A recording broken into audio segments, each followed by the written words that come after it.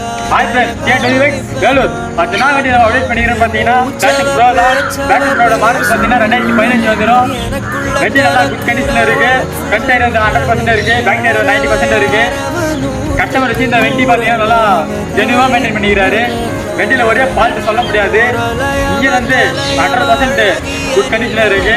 வண்டி ஓடி கிலோமீட்டர் பார்த்தீங்கன்னா வெறும் 33,000 கிலோமீட்டர் தான் ஓடி இருக்கு. இந்த மாதிரி லோ பட்ஜெட்டில் வண்டி வேணும்னு நினைக்கிறவங்க உங்கள் ஃப்ரெண்ட்ஸுக்கெல்லாம் சார்ஜ் பண்ணி விடுங்க.